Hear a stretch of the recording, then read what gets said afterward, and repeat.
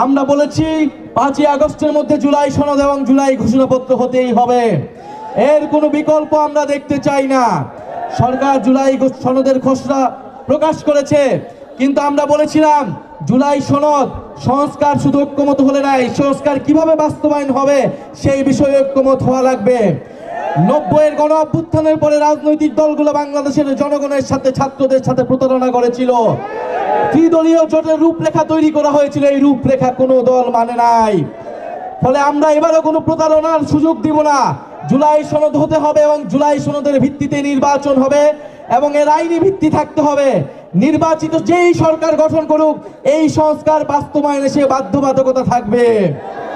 প্রিয় সংগ্রামী বন্ধুগণ, আমরা আশা করব 5ই আগস্টের মধ্যেই অন্তর্বর্তী সরকার এবং সকল রাজনৈতিক দল জুলাই সনদ এবং জুলাই ঘোষণাপত্র জারি করতে পারবে এবং আমাদের যে আকাঙ্ক্ষিত গণ অভ্যুত্থানের 1 বছর আমরা সকলে একসাথে আমরা সেলিব্রেট করতে পারবো, বিজয় উদযাপন করতে পারবো।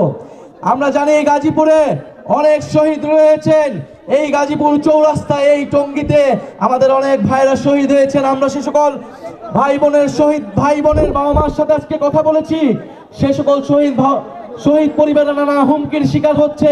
আমরা গাজীপুরের প্রশাসনকে স্পষ্টভাবে বলতে চাই, এই সকল শহীদ পরিবার, আহত যোদ্ধাদের পাশে দাঁড়ানো আপনাদের দায়িত্ব।